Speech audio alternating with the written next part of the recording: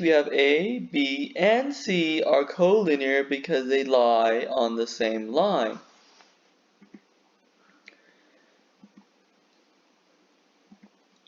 Notice that D is not collinear because it's not on the same line with A, B, C.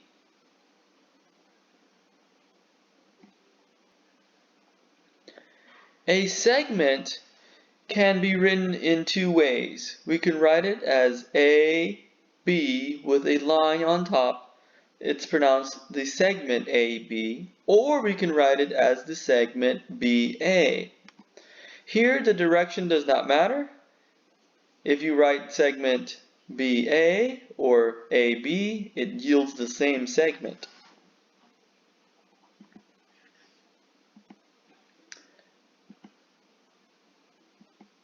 A ray is defined as an endpoint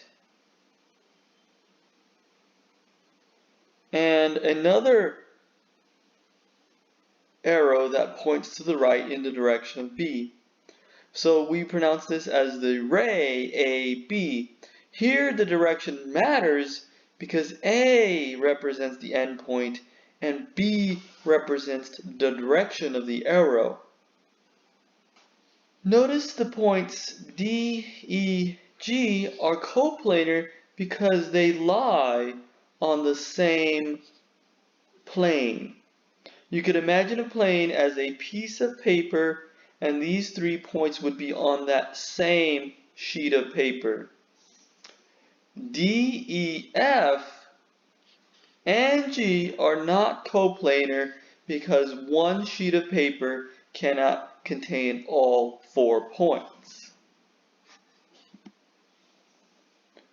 The line DE, DF, FE are coplanar because they are lines that are on the same plane.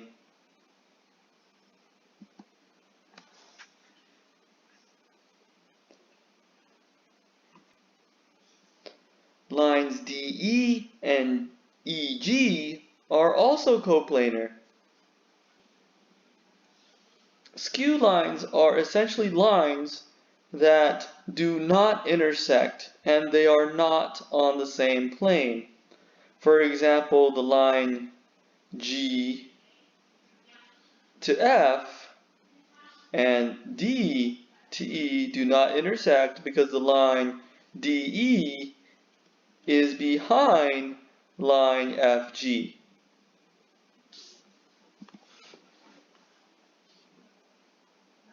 Concurrent lines.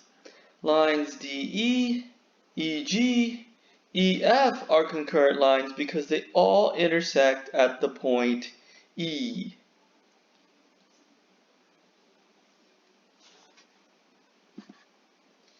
Parallel lines. Line M is parallel to line N if they have no points in common. That essentially means M and N do not intersect. We use the notation M with 2 vertical lines in between M and N to denote that M is parallel with N. There is exactly one line that contains any 2 distinct points. This essentially says that there is exactly one line that goes through the points A, B, one unique line. If 2 points lie in a plane, then the line containing the point lies in the plane as well. So if we have 2 points that are on a sheet of paper, the line must also be contained on that sheet of paper. If 2 distinct planes intersect, their intersection is a line.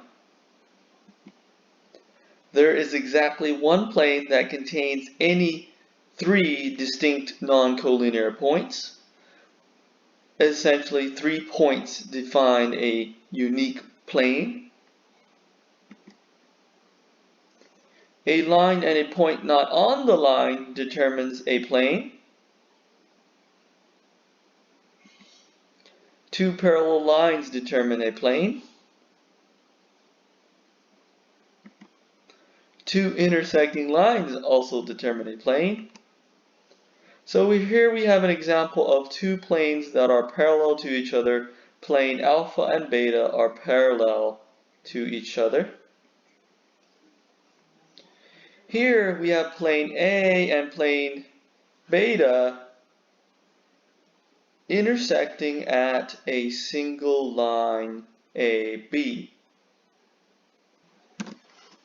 Let's consider the line L and the plane alpha. Now they can intersect in several different ways. The first case is line L does not intersect with the plane alpha, so they must be parallel with each other. The second case is line L could be completely contained on the plane alpha. And the third case is if the line L goes through the plane and only intersects at one point, let's say point P. Notice in the second case, the line AB separates the plane alpha into two halves. Angles are formed by two rays with the same endpoint. Here we have the ray BA and the ray BC, and they intersect at one point B. The vertex is known as the point where the two rays meet. Here we have an angle. We can call it in three different ways. We can call this angle 1 or angle B. And the third way is to use 3 points to refer to the angle. We can say this is angle ABC.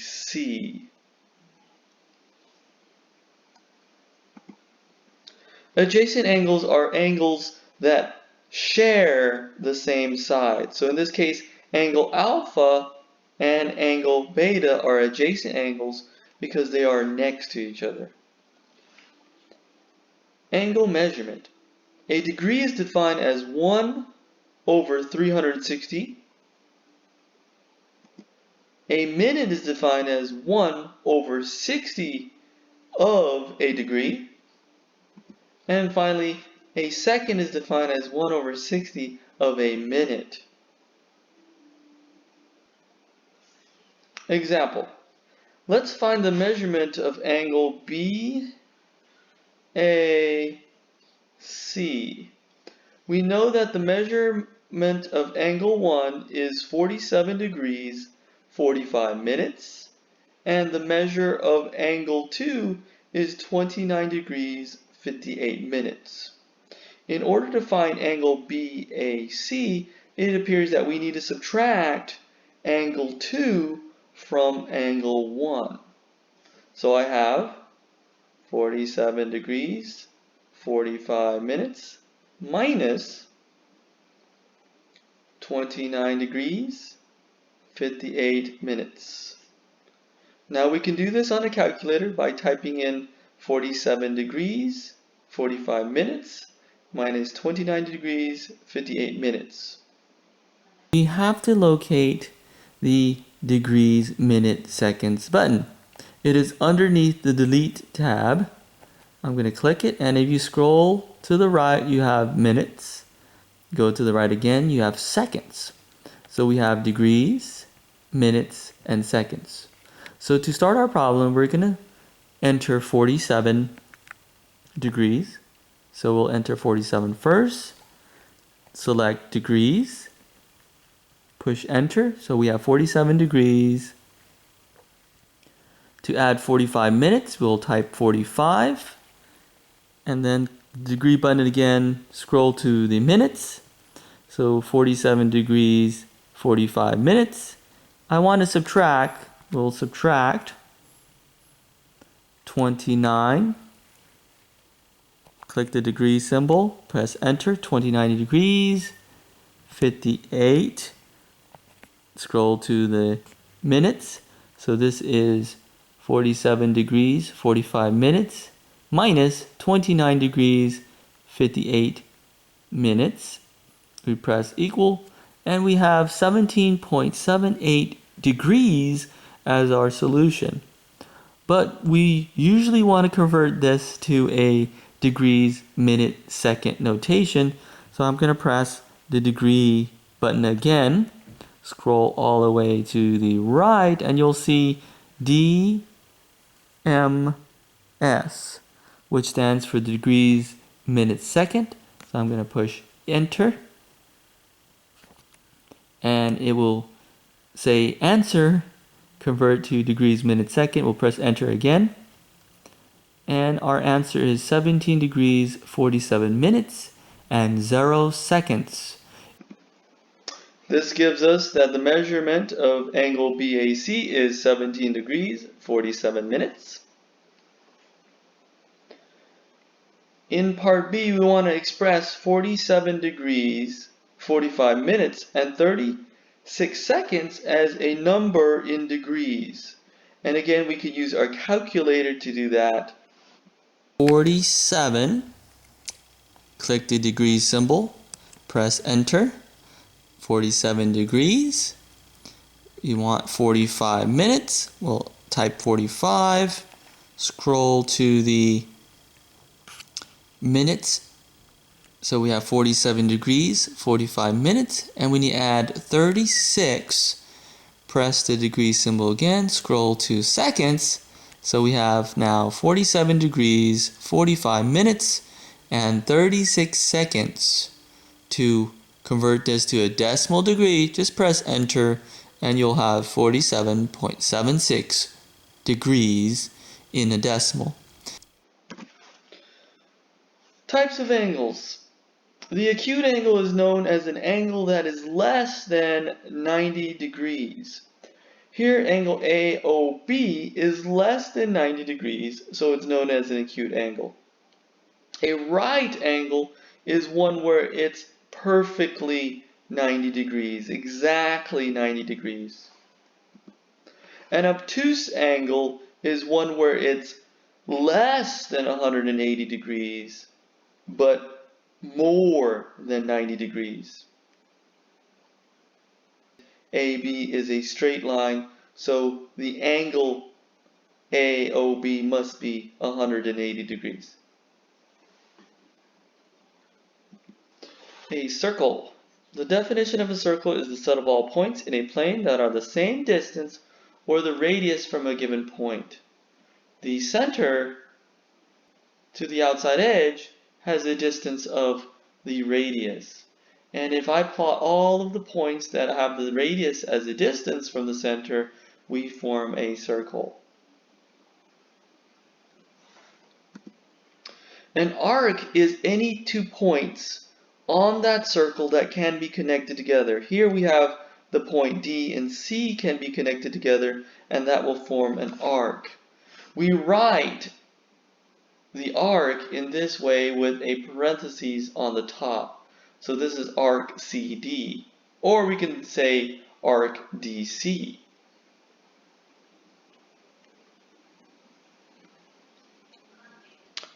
A chord is any segment with endpoints on the circle.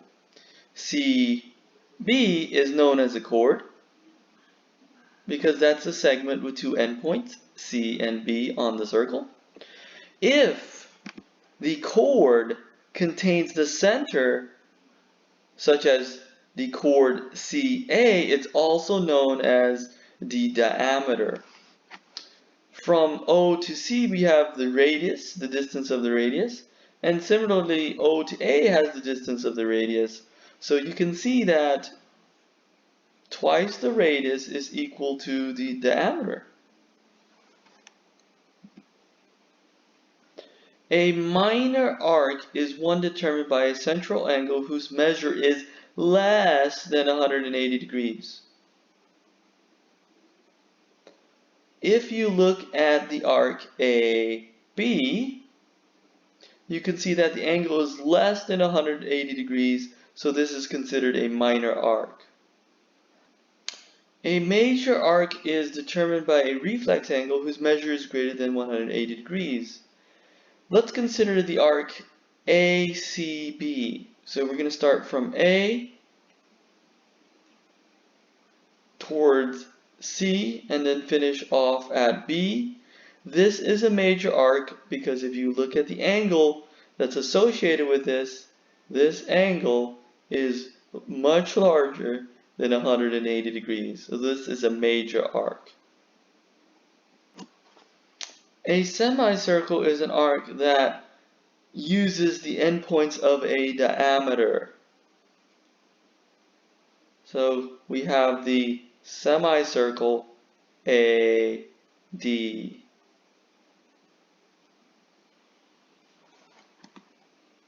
Let's try to find the measure of arc AB associated with the central angle AOB. So we have the arc AB is associated with angle AOB. So we're looking for this angle here. Notice that EF forms a straight line, so we know that this angle must be calculated by 180 degrees minus 60 degrees, and that yields 120 degrees. To find the measure of arc AF, we look at arc AF, and that has an angle associated with it of 60 degrees. So the measure of angle AOF must be 60 degrees. Find the measure of arc BC associated with central angle BOC. Angle BOC is here. So we know that it must be 60 degrees because angle AOF is 60 degrees, and since these are known as vertical angles, they must have the same angle measure. So the angle measure of BOC is also 60 degrees. Find the measure of arc FDC associated with central angle FOC. FOC is this angle here. So we know that the line AOC forms a straight angle. So to calculate this angle, we have to subtract from 180. 180 minus 60 degrees is 120 degrees. So the measure of arc FDC is 120 degrees.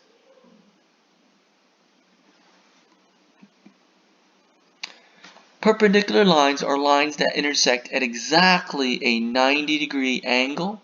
Here we have the line M and N are perpendicular. We use this notation.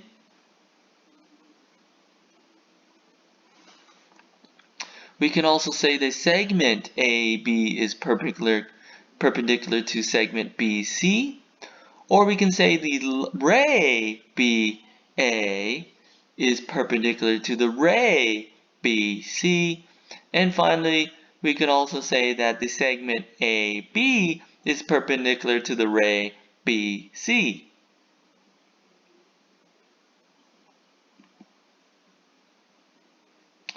A line perpendicular to a plane is a line that is perpendicular to every line in the plane through its intersection with the plane. Notice that line BA is perpendicular with line K, L, and M.